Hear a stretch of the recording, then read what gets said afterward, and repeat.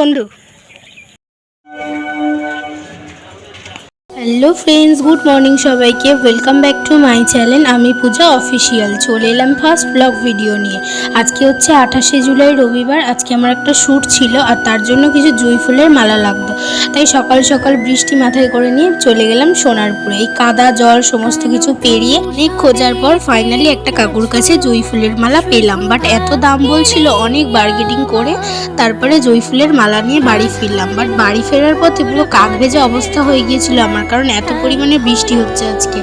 জানি না শ্যুটে কি হবে। যাই হোক, বাড়িতে এসে স্নান করে এখন চলে এসেছি স্টুডিওতে। একটু টুকটাক সমস্ত কিছু গোছগাছ করে নিলাম।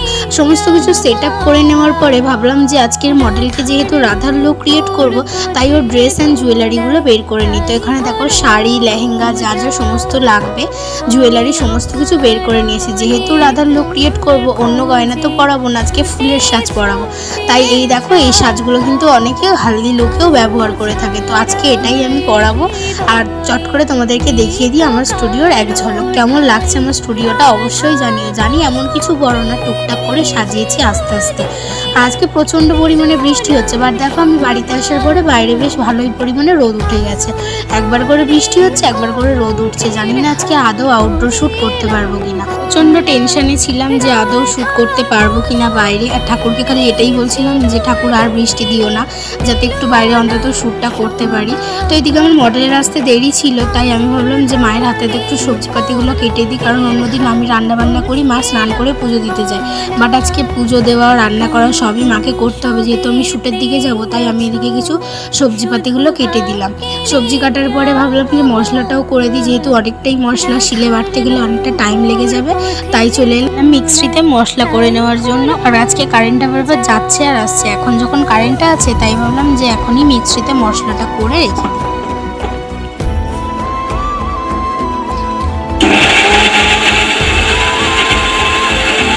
দেখো আমি মশলাটা করে নিয়েছি, আর এদিকে আমার মোটামুটি সমস্ত কাজকর্ম কমপ্লিট। তো ভাবলাম এবার একটু হেয়ার ড্রায়ার দিয়ে চুলটা শুকিয়ে নিই, কারণ স্নান করে ওঠার পর থেকে আর চুলের মধ্যে হাতই দেওয়া হয়নি। আর এদিকে দেখো আমার মিষ্টি মডেলও চলে এসেছে, ওর সাথে একটু বকবক করছিলাম এদিকে।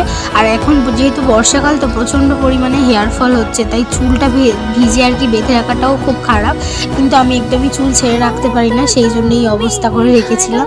আর এখন একটু ওর সাথে গল্প করতে করতে হেয়ার ড্রায়ার দিয়ে চুলটা শুকিয়ে নিচ্ছি, যাতে ভালো করে উঁচু করে বেঁধে নিতে পারি। আর এদিকে ও দেখো, ও যেহেতু ডান্স করে, তো ওকে বলেছিলাম যে তোর কোনো নোজপিন থাকলে নিয়ে আসিস। তো ও সেটাই এনে আমাকে দেখাচ্ছিল, বলছিল যে হবে কিনা। আমি বললাম রেখে দে, যেটা তোর লুকের সঙ্গে যায় সেটাই পরিয়ে দেবো। তো ওর সাথে বকবক করতে করতে এদিকে আমার হেয়ার ড্রায়ার দিয়ে চুলটাও শুকানো হয়ে গেছে। এবার আমি মেকওভারটা স্টার্ট করব, তাই ওকে বললাম চল ওপরে, যেহেতু স্টুডিওটা আমার বাড়ির মধ্যেই, তাই ওপরে যাওয়ার পরে ওর চুলটা ভালো করে ক্রিম্পিং করে নিয়েছি। আর এদিকে ওকে মেকআপের জন্য বসিয়েও দিয়েছি। একা হাতে ব্লগ করে মেকআপ করাটা খুব চাপের হয়ে যায়, তাই আমি মেকআপ করার সময় কোনো রকম ভিডিও ক্লিপ নিতে পারিনি। এটা হচ্ছে ওর ফাইনাল লুক। তো দেখো কেমন লাগছে তোমরা অবশ্যই জানিও। আর এদিকে আমাদের ফেমাস ফটোগ্রাফার নয়ন চলে এসেছে, এদিকে ফটোশ্যুট স্টার্ট করে দিয়েছে, কারণ বাইরে প্রচণ্ড পরিমাণে বৃষ্টি হচ্ছিল, তাই আউটডোর শ্যুট নিতে পারবে না, তাই ইনডোর শ্যুটগুলো আগে নিয়ে নিচ্ছিল। আর এখানে আমার মা, আমার ভাই সবাই ছিল।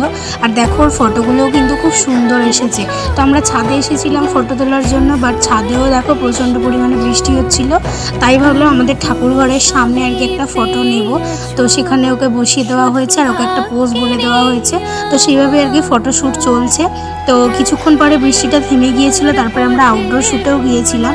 আর নয়নের হাতের কাজ খুবই ভালো। তোমরা যদি কেউ ওয়েডিং পারপাস বা যে কোনো প্রোগ্রামের জন্য ওর সাথে যোগাযোগ করতে পারো, ওর ফটোগ্রাফি অ্যান্ড ভিডিওগ্রাফি খুবই ভালো। আমি স্ক্রিনে ওর নাম্বার দিয়ে দিচ্ছি, তোমরা ওর সাথে যোগাযোগ করে নিতে পারো। তো চলো, বৃষ্টি থামার পরে আমরা চলে এসেছি আউটডোর শ্যুট করতে। আর এরপরে আমরা একটু দূরের লোকেশানেও যাব, যাতে ফটোগুলো ভালো আসে। আসলে এই লুকের ফটোগুলো না আউটডোরেই বেশি ভালো আসে ইনডোরের থেকে। তো চলো তোমরা পুরো ভিডিওটা দেখতে থাকো, আর ভিডিওটা কেমন লাগছে অবশ্যই একটা কমেন্ট করে জানিও। আর আমরা ভিডিও শ্যুট করতে গিয়ে কী কী করেছি সেটাও তোমরা দেখো। ছবি তুলে দেবো পিতাম, তোর বন্ধু। আমি বললাম তো ওই রাস্তায় বেশি ভালো, এদের বললে কথা শোনে না, কি বলবো এই রাস্তায়। আবার বলছে অন্য রাস্তা। না ঠিক আছে, অসুবিধা নেই, বল না। আমরা বাড়ি থেকে বেশ কিছুটা দূরে একটা লোকেশনে গিয়েছিলাম, আর সেখানে গিয়ে আমার ভাইয়ের মডেল কনফিউজ ছিল। তো শেষ পর্যন্ত ওখানে কি হলো তোমরা ভিডিওটা পুরো দেখতে থাকো। এই নয়ন অটো আসছে কোন হালটায়? আবার আমি আর যাবো না, আমি এখানে দাঁড়িয়ে আছি, তোমরা যাও। পাটা ধোবা কোথায়?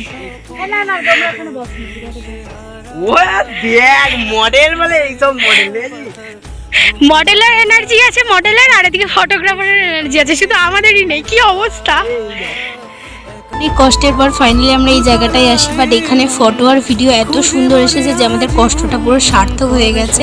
যাই হোক, আজকে সাজানোটা কেমন হয়েছে তোমরা জানিও। আর আমাদের কিন্তু ব্রাইডাল বুকিং চলছে। তোমরা যদি তোমাদের স্পেশাল ডেতে আমার কাছে সাজতে চাও, স্ক্রিনে দেওয়া এই নাম্বারে তোমরা যোগাযোগ করতে পারো। আর আজকে শ্যুটে কিন্তু আমাদের মডেল, ফটোগ্রাফার সবাই খুব খেটেছে। যাই হোক, ভিডিওটা কেমন লাগলো জানিও। ভালো লাগলে like, comment, share and subscribe করে দিও। দেখা হচ্ছে নেক্সট ভিডিওতে। ততক্ষণ সবাই সুস্থ থেকো, ভালো থেকো। সবাইকে টাটা। তোমাদের জন্য রইল একটা সুন্দর ভিডিও।